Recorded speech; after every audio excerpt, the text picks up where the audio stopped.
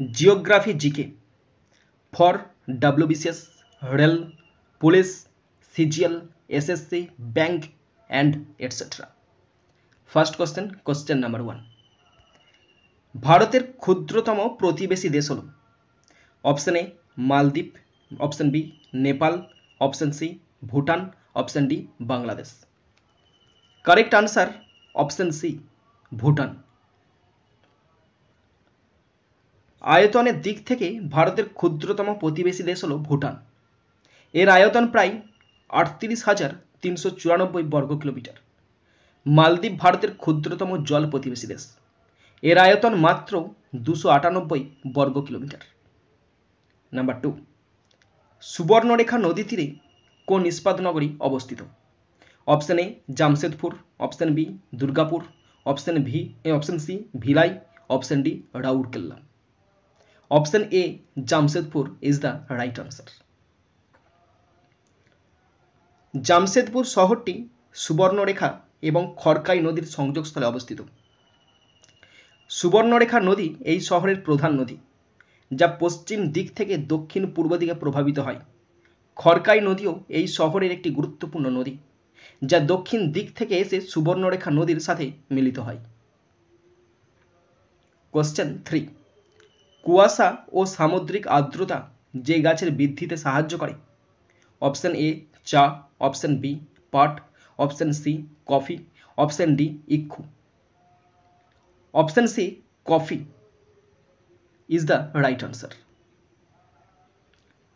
কুয়াশা এবং সামুদ্রিক আর্দ্রতা কফি গাছের বৃদ্ধিতে গুরুত্বপূর্ণ ভূমিকা পালন করে, কারণ এটি গাছকে আর্দ্রতা সরবরাহ করে এবং তাপমাত্রা হ্রাস করে, যা কফি গাছের জন্য খুবই উপযোগী। কুয়াশার কারণে গাছগুলিতে অতিরিক্ত আর্দ্রতা সরবরাহ করা হয়, যা গাছের বৃদ্ধি এবং বিকাশে সহায়তা করে। এছাড়াও সামুদ্রিক আর্দ্রতা গাছের পাতা এবং কাণ্ডকে শুষ্ক হওয়া থেকে রক্ষা করে, যা গাছের জীবনকাল বৃদ্ধি করতে সাহায্য করে। কোশ্চেন 4, ভূপৃষ্ঠের স্বাভাবিক বায়ুচাপ কতবার? Option A 1.013, option B 1.27, option C 2.35, option D 2.79। Option A 1.013 is the right answer. Bar চাপের একক। কোশ্চেন 5, বিজাতীয় নির্ণয় করো। Option A Karakoram K two. বলে রাখি কারাকোরাম পর্বত শ্রেণী আর কেটু পর্বত শৃঙ্গ। গাঢ় নকরেক, সি পূর্বঘাট দোদাবেতা, অপশন ডি সহ্যাদ্রির Kalsubai. Option C is the right answer. এখানে বিজাতীয় পূর্বঘাট দোদাবেতা, কারণ দোদাবেতা পূর্বঘাটে নয়, দোদাবেতা নীলগিরি পর্বতমালায় অবস্থিত। ঠিক বললাম নাকি দেখে নিই একবার টিম। হ্যাঁ, দোদাবেতা নীলগিরি পর্বতমালায় অবস্থিত, মানে সর্বোচ্চ শৃঙ্গ। কারাকোরাম পর্বতশ্রেণী হল বিশ্বের দ্বিতীয় সর্বোচ্চ পর্বতশ্রেণী, যার মধ্যে কেটু কিংবা মাউন্ট গডউইন অস্টিন পর্বতটি অবস্থিত। কেটু হল বিশ্বের দ্বিতীয় সর্বোচ্চ পর্বতশৃঙ্গ। গারো হল মেঘালয়ের একটি পর্বতশ্রেণী এবং নকরেক হল সেই পর্বতমালার সর্বোচ্চ শৃঙ্গ, যা নকরেক জাতীয় উদ্যানের মধ্যে অবস্থিত। নকরেক জাতীয় উদ্যানটি ইউনেস্কো কর্তৃক স্বীকৃত একটি জীববৈচিত্র্যপূর্ণ স্থান। পূর্বঘাট পর্বতমালা হল ভারতীয় উপদ্বীপের পূর্ব উপকূল বরাবর বিস্তৃত একটি পর্বতশ্রেণী, যা ওড়িশা, অন্ধ্রপ্রদেশ, তেলেঙ্গানা, কর্ণাটক এবং তামিলনাড়ু রাজ্য অতিক্রম করে। দোদাবেতা হল নীলগিরি পর্বতমালার সর্বোচ্চ শৃঙ্গ, যা পশ্চিমঘাট এবং পূর্বঘাটের সংযোগস্থলে অবস্থিত। সহ্যাদ্রি হল পশ্চিমঘাট পর্বতমালার একটি অংশ, যা ভারতের পশ্চিমাঞ্চলে অবস্থিত। কলসুবাই হল সহ্যাদ্রি পর্বতমালার সর্বোচ্চ শৃঙ্গ, যা মহারাষ্ট্র রাজ্যে অবস্থিত। এটিকে মহারাষ্ট্রের এভারেস্ট নামেও পরিচিত। মাই ডিয়ার স্টুডেন্টস, আমি ইউটিউব এবং ফেসবুকের মাধ্যমে ক্লাস 5 to 10 পর্যন্ত ছাত্রছাত্রীদের ফ্রি কোচিং দিয়ে থাকি। এখানে গ্রামার শেখাই, রাইটিং শেখাই, বেঙ্গলি প্লাস ইংলিশ এবং টেক্সট পড়িয়ে থাকি, ইংলিশের টেক্সট। তোমরা যদি আমার কাছে অনলাইনে কোচিং নিতে চাও, অবশ্যই এই ফোন নাম্বারে যোগাযোগ করবে। আমি অনলাইনে স্পেশাল কোচিং দিয়ে থাকি ক্লাস 5 to 10 পর্যন্ত ছাত্রছাত্রীদের। এখানে আমি গ্রামার শেখাই, বেসিক টু অ্যাডভান্স লেভেল শেখাই এবং রাইটিং শেখাই, Bengali plus English writing unique পদ্ধতিতে শেখাই এবং টেক্সট পড়িয়ে থাকি। তোমরা অবশ্যই এই ফোন নাম্বারে যোগাযোগ করে পুরো ব্যাপারটা ভালো করে বুঝে নেবে। কোশ্চেন 6, পশ্চিমবঙ্গের ধানের ভাণ্ডার বলা হয়? Option A Bardhaman, option B Medinipur, option C Dakshin 24 Pargana, option D Malda. Right answer option A Bardhaman.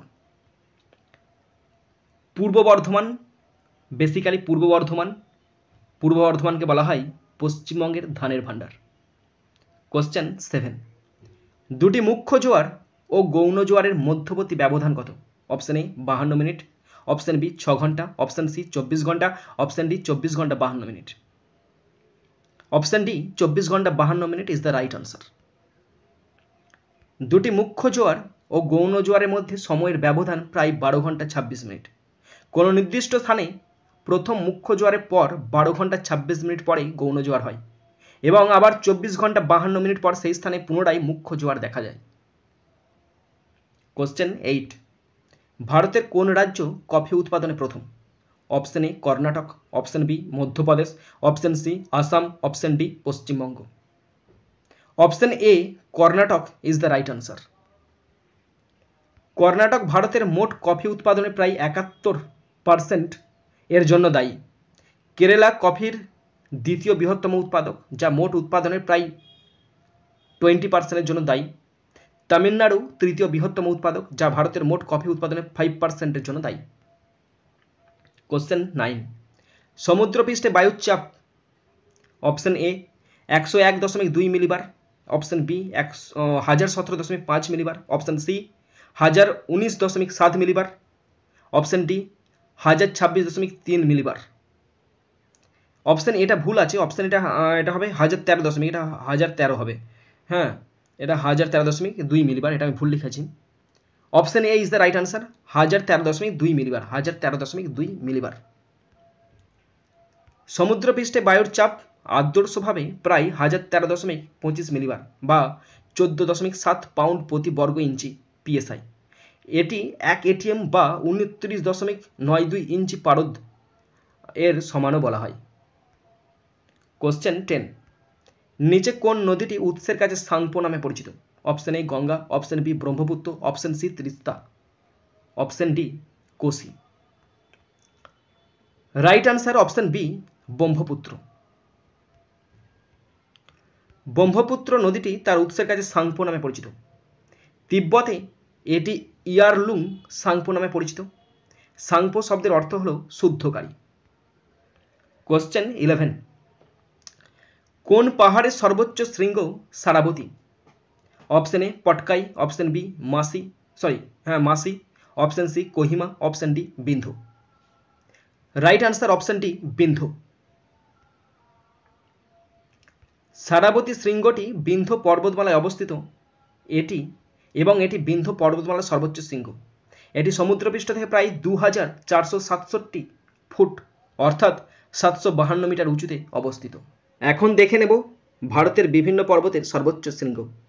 পর্বত উচ্চতম শৃঙ্গ: মহাকাল পর্বত অমরকণ্টক 1057 মিটার, পশ্চিমঘাট পর্বত আনাইমুদি 2695 মিটার, পূর্বঘাট পর্বত জিন্দাগাড়া 1690 মিটার, আরাবল্লী পর্বত গুরুশিখর 1722 মিটার, সাতপুরা পর্বত ধূপগড় 1352 মিটার, নীলগিরি পর্বত দোদাবেতা 2637 মিটার, হিমালয় পর্বত কাঞ্চনজঙ্ঘা 8586 মিটার, আন্নামালাই পর্বত আনাইমুদি 2695 মিটার, কারাকোরাম পর্বত গডউইন অস্টিন 8611 মিটার, মিজমি পর্বত দাফাবুম 4579 মিটার, বিন্ধ্য পর্বত কালুমার শৃঙ্গ 752 মিটার, নাগা পাহাড় সারামতি 3826 মিটার, গারো পাহাড় নকরেক 1412 মিটার।